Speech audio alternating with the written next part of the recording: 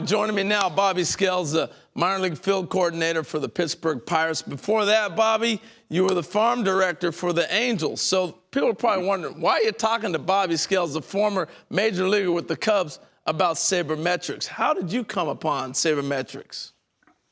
Well, it was really heralded at the end of my career.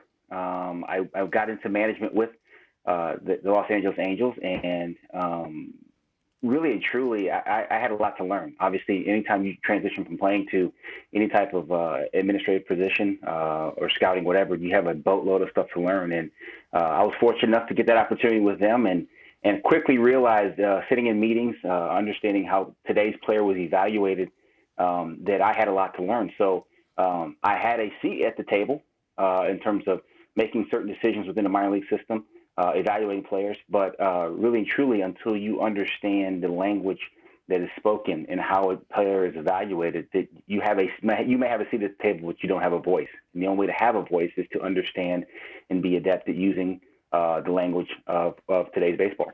Now, what about front offices? Because you know and I know, it's one thing to be a player, but if you want to exact change, you're sitting in that position to make a change, whether it's a general manager, a farm director, an executive position. So if you don't know these numbers and speak that language, you could have been a 20-year veteran who understands the game inside and out, and it seems like you get cut off. So in pertaining to that athlete, how were you able to adjust, and what is your advice if someone says, I want to be in the front office? How do I get there? Well, it's exactly that. It's understanding what the landscape looks like in today's baseball, and not just today's baseball, and baseball moving forward.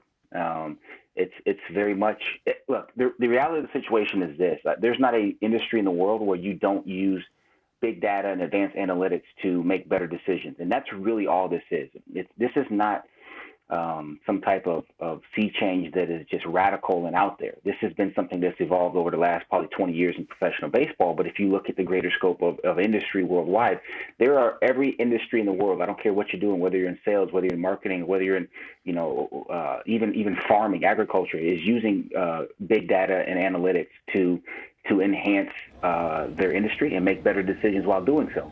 My biggest thing is I just don't want these guys to think that there's not guys that look like me and you that can't do these things, and guys that don't go to Harvard and Yale. I mean, there's a kid playing for Coach Cater right now that could do all these jobs. We just got to give him the opportunity to do it. Yeah. It's not, this stuff's not rocket science. It's genuinely not. We just have to help these guys understand what they need to know as they're either winding down their career or trying to get in. Man, that's some powerful stuff, things that people hadn't thought about. Better start early, but it doesn't limit you to have to be a Harvard grad or an Ivy League. Here's a guy from Michigan that learned that, former ball player, so we can dive into those numbers. Bobby Scales, Right. Appreciate you, my man. Thank you for joining. Always a pleasure. Thanks for having me.